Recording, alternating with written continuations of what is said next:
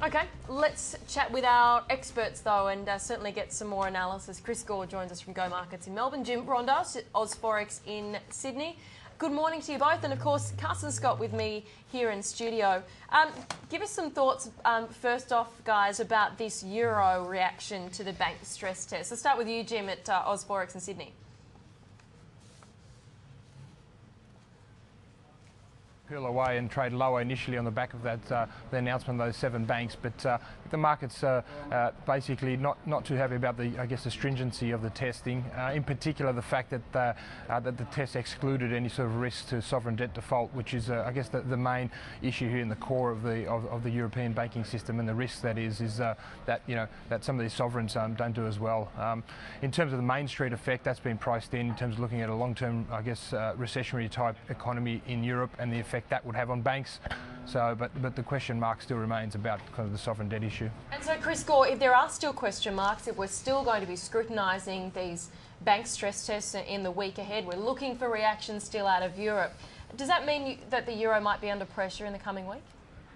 Yes, I didn't get a chance to hear what Jim said, but yeah, I think we all missed the start of it. You're right. Keep going.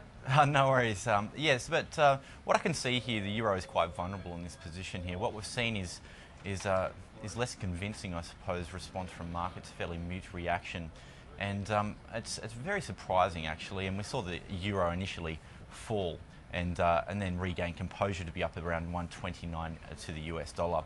And I think from here, as I suppose the finer points of this test is and the 55 pages as a result are scrutinised, we may very well see further vulnerability from the euro.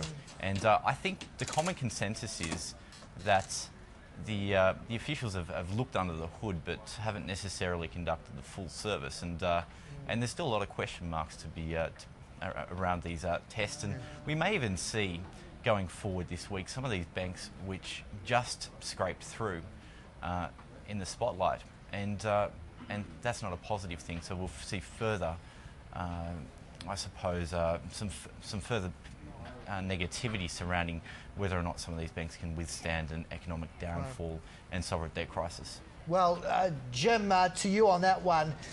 Chris talking about the pairing there, sort of in the 129 range, 128.75.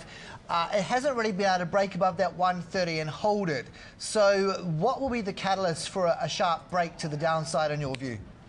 Well, in our view, traders looking to kind of exploit possible weakness in the euro are best trading the euro on the crosses, in particular euro-yen at pretty crucial levels, 113.5-ish.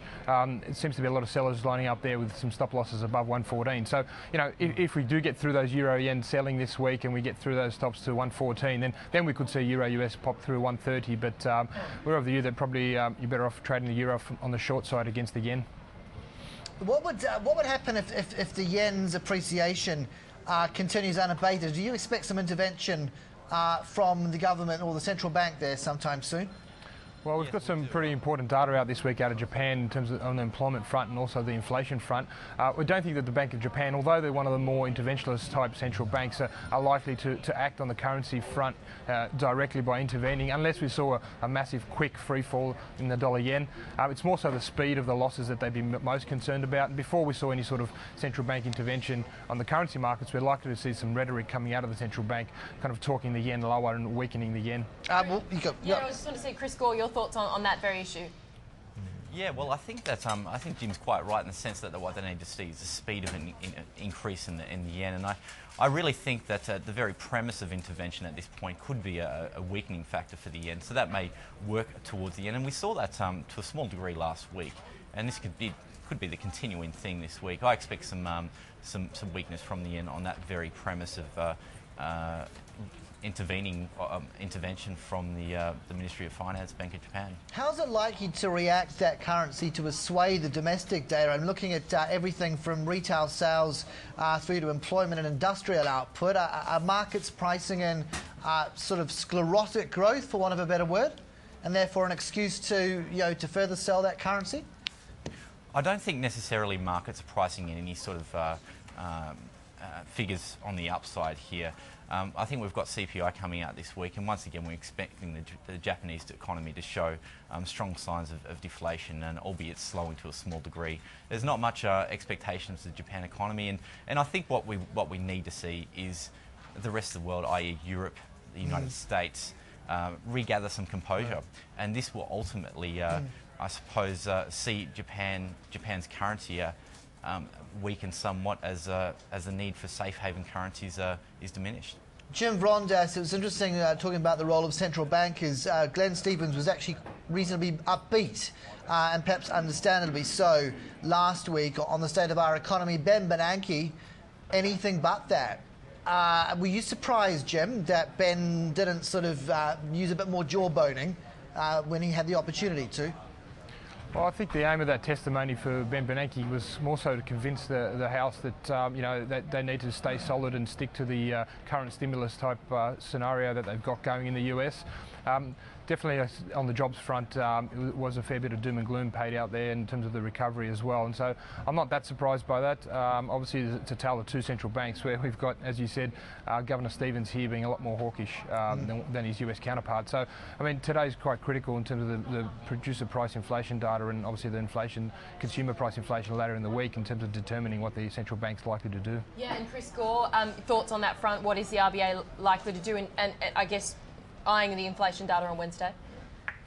Well, what we need to see here is underlying inflation make any significant upward deviation from expectations would see, I suppose, further pressure or upward momentum on the Australian dollar, given that the higher chance of interest rates locally. But I suppose that what the RBA are looking for here is core inflation, and we know that they're expected to see the headline figures around about 3.4% level, and I mean that includes some of the more volatile items, recent tax hikes on the cost of tobacco and the like. So looking at core inflation figures, if we see this coming at 0.8% or greater, that'll increase the chances of an interest rate hike. I think the RBA sits pretty comfortably at the moment with their view on China, and they may even deem these stress tests out of Europe to be fairly positive. And I think from here they're no longer reactive. I think they're going to have a look at these inflation figures and act accordingly. So anything above expectations, we very well could see an interest rate hike in next week. Thanks so much to both of you, Chris Gore and Jim Vrondas. Thanks for your time.